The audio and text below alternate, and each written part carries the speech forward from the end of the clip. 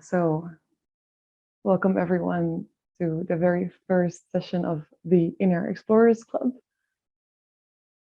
During our session today, we're going to be focusing on the frontal lobe. And as I was researching what to do for our first classes, I was wanting to start off with the brain, because the brain, of course, is like the first, I would say, part that we think of when we are looking at thoughts, right? So I really wanted to dive into that. But as it turns out, the brain is a very, very complex organ. And it's actually so complex that there's still a lot of research being done into the ways that the brain is growing and developing. And it actually still has a lot of mysteries. So with that being said, we're going to be focusing on little parts of the brain that are quite well known to be arranging some processes in our reality. And even there is a small note attached to it that it can be that in your brain it works slightly different, or there is a research that can come out in a couple months from now that says something different. But we're just going to base our experience on the research that's been done so far. And I think for these sessions, for these Inner Explorer sessions, it's nice to know the scientific background, the biology of what we're going to be meditating on. So there's always going to be an explanation of that in the first part of our session. And I'm going to show you a little bit about where it is in the body and what its functions are. But then as we meditate, I'm also going to invite you to not feel like you have to hang on to the knowledge so much, because that can actually mean that we go right into our thoughts and we fall away from just experiencing ourselves from the inside out. So listen to this with open ears, but don't feel like you're going to get tested or anything on this knowledge at all, because it's just for the intellect to kind of dive into, but then, yeah, also relax into it. All right. So today, as I said, the brain is an extremely complex and mysterious thing still for the scientific community. And at first, I wanted to divide our classes into the different lobes of the cerebral cortex, which is the outermost layer of the brain. And it has certain lobes, certain areas, 4 main lobes. And I thought we'll just do a session on every lobe. But every lobe itself also has so many beautiful and complex processes. So like I said, we're going to be starting at the frontal lobe. And so the frontal lobe, I'm going to be sharing a little image with you. So the frontal lobe, as you can see on this picture, is located at the front of our brain. I mean, what's in the name, right? So it's really actually behind the forehead. And you might have heard me, mention this word before, but the frontal lobe is part of the cerebral cortex. And if we look at the brain in total, we have an outer layer of the brain, which is called the cerebral cortex, and it's also being referred to as gray matter a lot. And then we have the inside of the brain, but we're not going to be focusing on that for now. We're going to be focusing on this outer layer, the cerebral cortex. And there is a lot of neurons in this gray matter. So there's a lot of communication happening between all these cells that are constantly firing in between each other. And what we're going to be specifically meditating on today is something called the Broca's area. And if we look at the brain, it's mostly placed on the left side of our frontal hemisphere. As you can see here, mostly on the left side. And the Broca's area was discovered by a man that had his last name as Broca. He's French in the 1860s. And he started understanding that whenever there was something happening in this area, or there was like a deficit, or um, something was broken, or a bullet went through this part, then people's speech would be different. They would be not able to speak, they would be able to comprehend, but they wouldn't be able to speak. And so this started becoming this really important center of language development. And it wasn't until 20 years later when a man called Wernicke discovered an area that's more to the back. It's not in the frontal lobe, it's more towards the back. And he started understanding that whenever there was an impairment there, people would be able to speak, but they wouldn't be able to make proper sentences. So what he would see happening with his clients is they would be able, like I said, to speak this, they would be able to say, for example, if we take the sentence, I'm going to the mall tomorrow, I'm going to the supermarket tomorrow, they would be saying, Marno ba, la la la tomorrow. They would basically use words that would look like the words they wanted to speak, but they couldn't actually say the specific words. So I just started talking sign language. These two areas got very connected, and I think, yeah, that's just something beautiful to comprehend, is that when, like for now, you are hearing me talk, in a matter of nanoseconds, the sound travels through your ear in the primary auditory area, then it moves to the Wernicke's area, where you start to make sense of what's happening, and then it travels to Broca's area. And the Broca's area, what it then does, it sends this information to the motor area, and through the motoric area, it starts to give all these signals towards your mouth. And in the mouth, we actually don't think about this so much, of course, but when we start talking, we use many, many, many muscles. And so Broca's area is really responsible for creating all these sounds, creating the movements of the tongue, the movement of the lips, the movement of the jaw, right? So that's what we're going to be focusing on today. Let me just stop this share.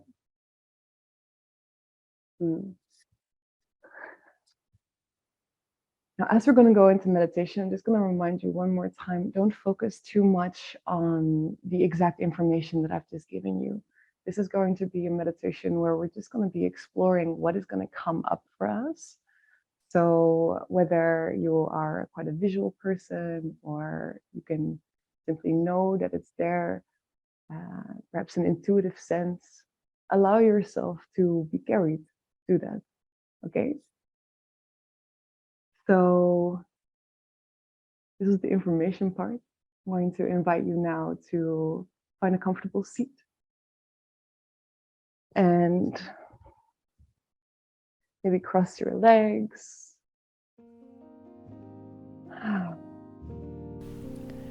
Hey, before we journey together into the meditation, I want to take a little moment to remind you that this session is shared from the Inner Explorers Club, the online meditation club in which we meditate together live every week on Wednesday.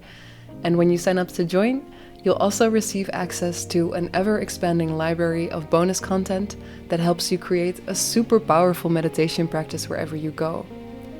Of course, all the classes are available without commercials, and by joining, you support the continuation and the growth of my free classes on here as well. Join our community, the live classes, and access the bonus sessions via the link in the description of this episode. And for now, I wish you a beautiful journey inwards.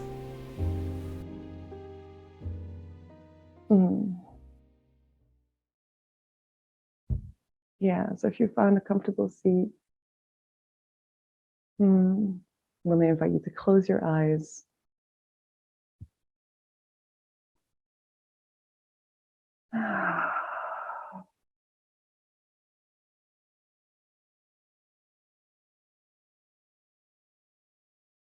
And you've just heard a lot of information on how this beautiful brain works.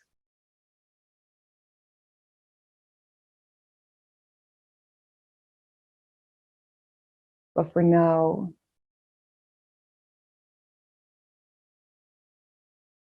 you may allow the muscles of the eyes, the muscles around the eyes, to become a little bit more soft.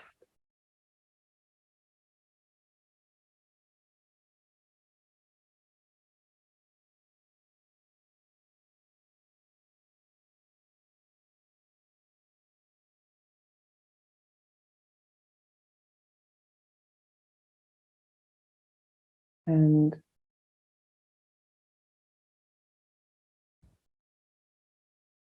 the attention that you normally place outside of yourself,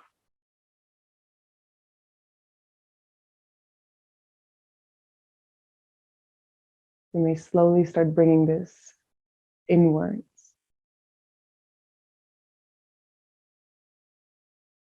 And the breath is always a wonderful tool.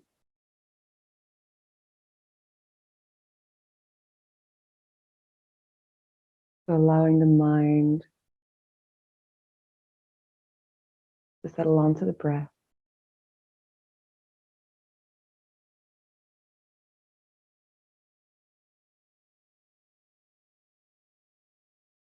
Noticing how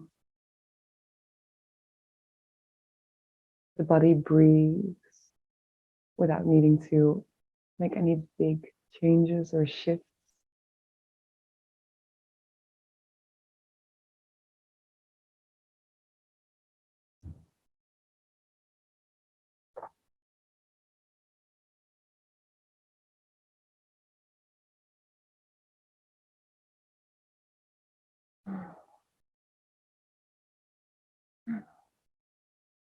And if you feel comfortable on your next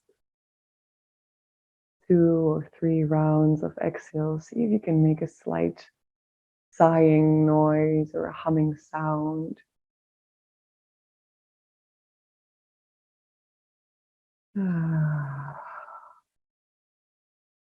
Signaling the body that it can land onto the cushion.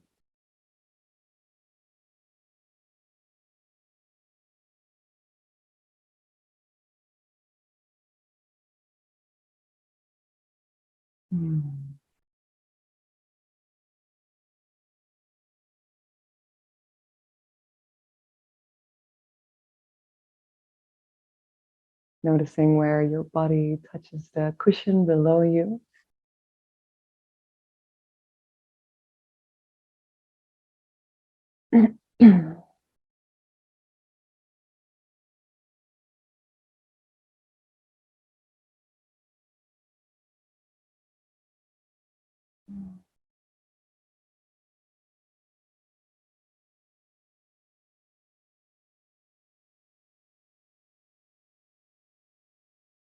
And now we start bringing our awareness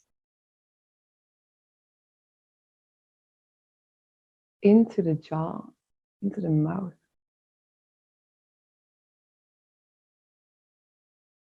I'm going to invite you to start getting really curious on whether you are currently holding any tension in that area.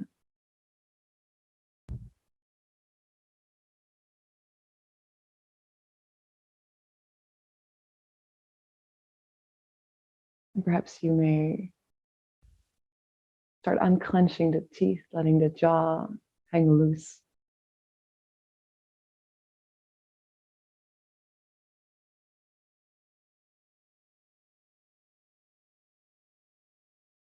Slightly parting the lips.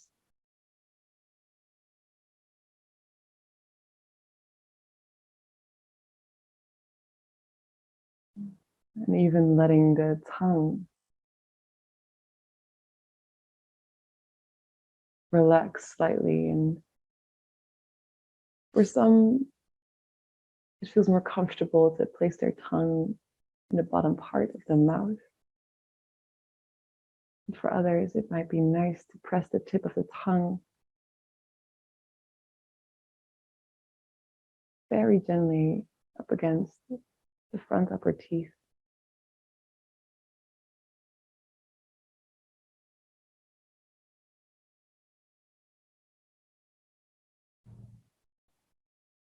And noticing if there's any other tension that you are experiencing within the jawline.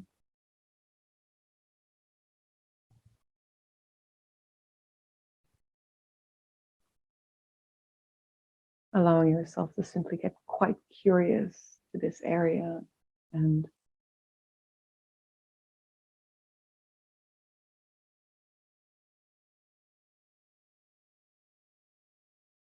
if you've landed on a different area within the jaw, or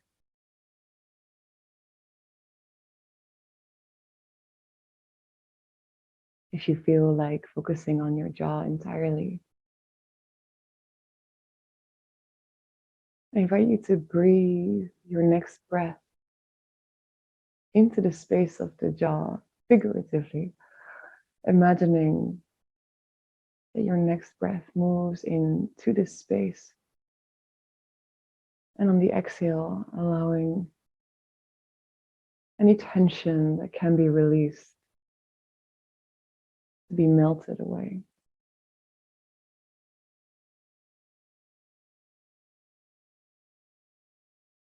Let's do that a couple more times, breathing, if you will, into the space of the jaw.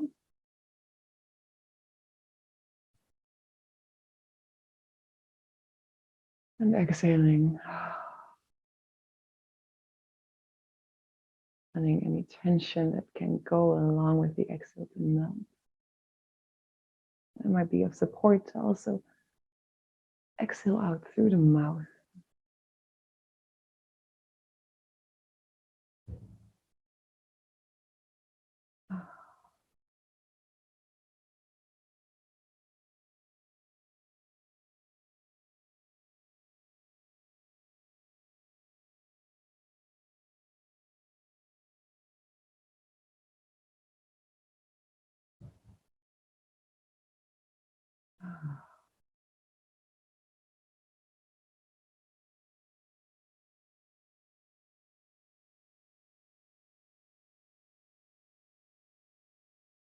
Seeing if you can still receive the breath into the belly.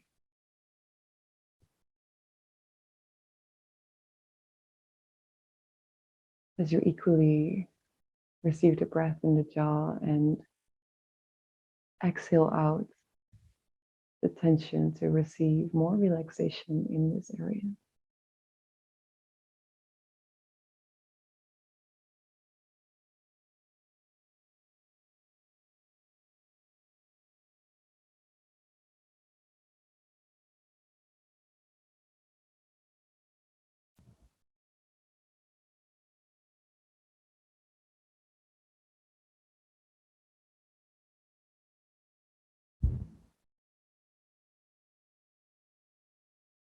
Now, letting go of the focus on this area specifically.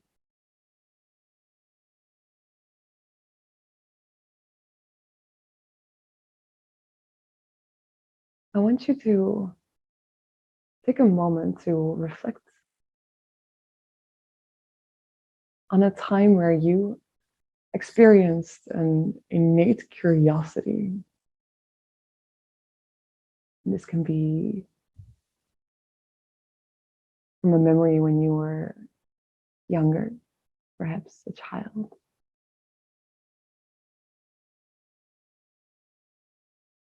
Perhaps you're being drawn to a memory of someone that you recently met that immediately drew in your curiosity.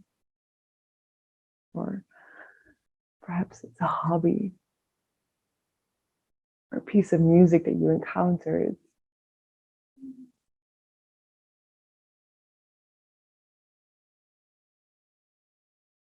And as you encountered that something or someone, there was this automatic sense of wanting to know more about it, about them. You didn't have to push yourself to be interested in what more they had to offer. You were just drawn. You experienced this beautiful emotion of curiosity.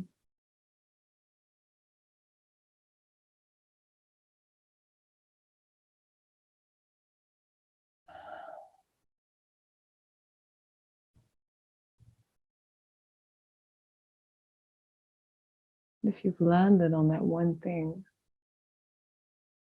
perhaps there are multiple things, but for this meditation, I'm going to invite you to stay in one thing. Notice how that curiosity feels within you.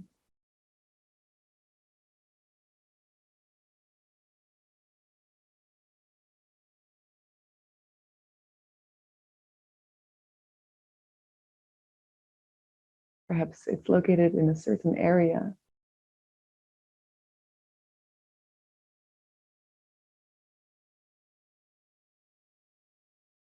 Perhaps it does something to your posture as you feel this emotion of curiosity.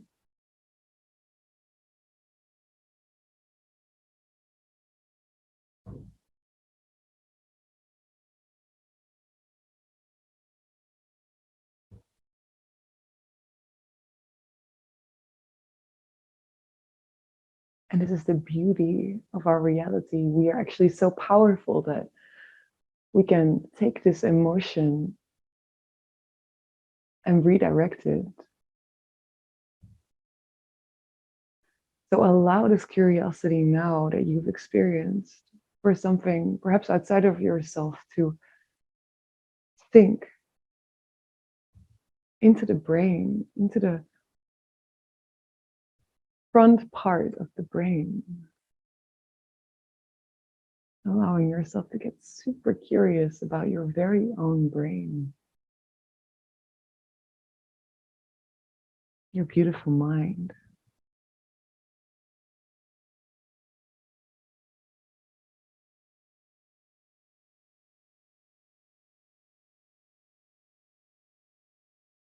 If it feels hard to find the concentration, it can be of support. Place one hand close to your left eyebrow and the other hand on top of it, a few centimeters behind the hairline, and feeling where they would intersect, if they could show lines from the fingertips into the brain.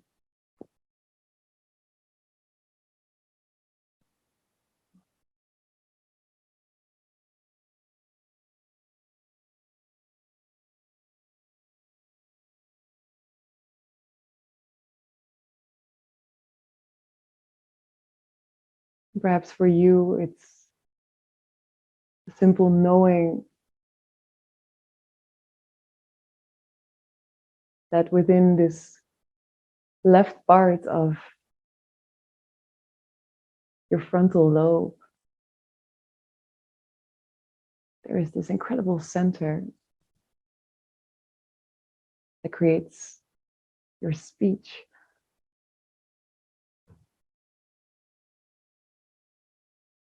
Perhaps it's quite visual for you, that you can imagine what this space looks like. Maybe you can feel a slight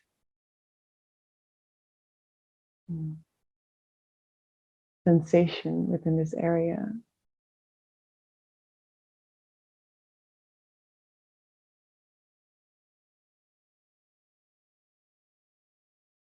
Or maybe it's just a knowing, and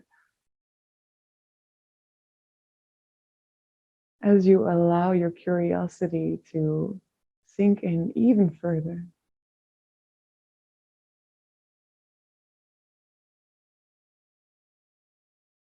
I want to invite you to without actually making sounds.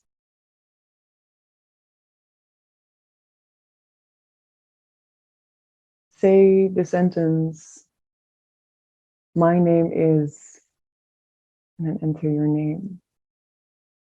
So without making sound, saying, my name is, just making the movements with your mouth and noticing how your tongue moves, how your entire mouth moves to make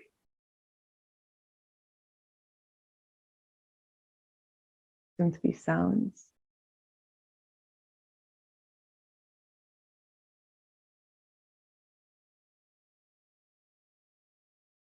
Let's do it again without sound, saying your name,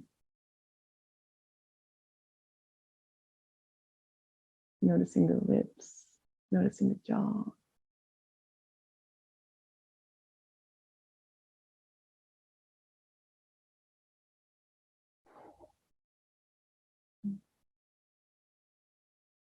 And if you're ready to start creating sound, then please do so, stating with sound, my name is Mahi.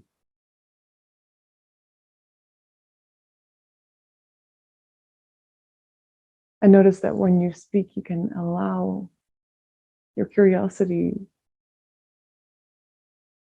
to also get very centered within the mouth and all the muscles it takes just to say that one sentence, my name is.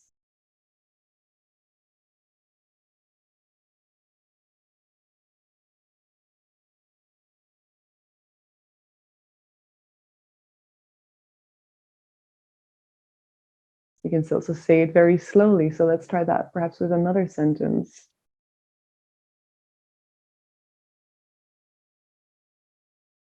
Perhaps you have a hobby or a passion. So you can say, I'm very passionate about, I would say meditation, but maybe you're more passionate about ducks.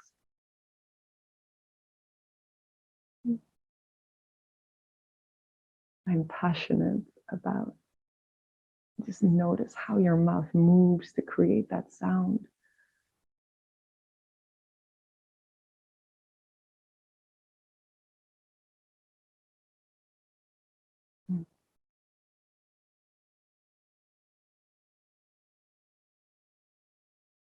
Mm, beautiful.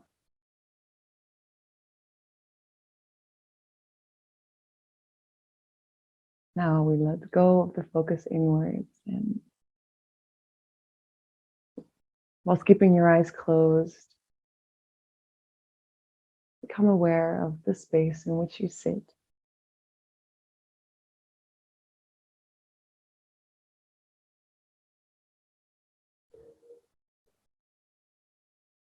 Perhaps without seeing, you can feel the light of the day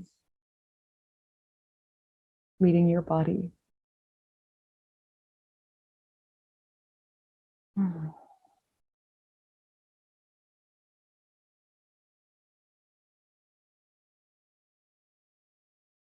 And then keeping your eyes closed for just a few seconds longer, start stretching out the body.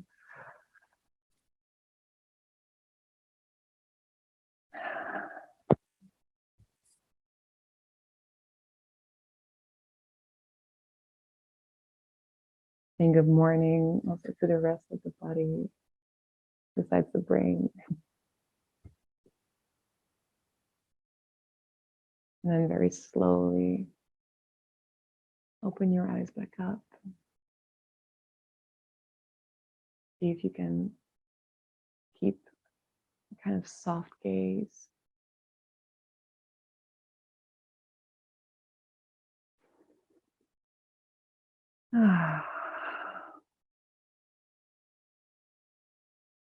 Thank you very much for joining the session today.